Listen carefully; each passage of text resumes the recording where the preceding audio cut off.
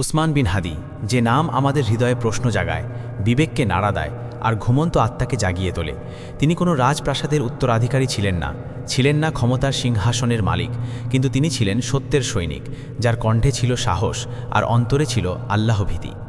উসমান বিন হাদি আমাদের শিখিয়েছেন, সত্য কখনো সংখ্যার ওপর নির্ভর করে না, হক কখনো জনপ্রিয়তার মুখাপেক্ষী নয়, আর ন্যায়ের পথে চলতে গেলে একা হওয়াটাই সবচেয়ে বড় পরীক্ষা। আজকের সমাজ আমাদের কি শেখায়? চুপ থাকো, তাহলেই নিরাপদ; সমঝোতা করো, তাহলেই সুবিধা; মিথ্যার সাথে আপোষ করো, তাহলেই সফল। কিন্তু উসমান বিন হাদির জীবন আমাদের বলে, না, সত্যের সাথে আপোষ নেই, ইমানের সাথে বাণিজ্য নেই, আর অন্যায় দেখেও নীরব থাকা কোনো মুমিনের পথ নয়।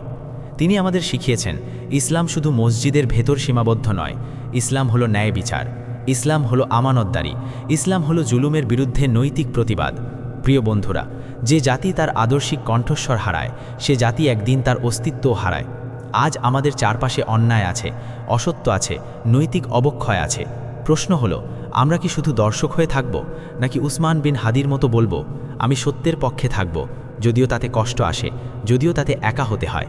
এই ভাষণ কোনো ব্যক্তি পূজার আহ্বান নয়, এটা একটি আদর্শের ডাক, নিজেকে বদলানোর ডাক। এ ডাক নিজ পরিবারকে ঠিক করার, নিজ সমাজের ন্যায় প্রতিষ্ঠার। আসুন আমরা শপথ করি, মিথ্যার সামনে মাথা নত করব না, অন্যায় দেখেও চুপ থাকব না, চরিত্র, সততা ও ঈমান নিয়ে বেঁচে থাকব।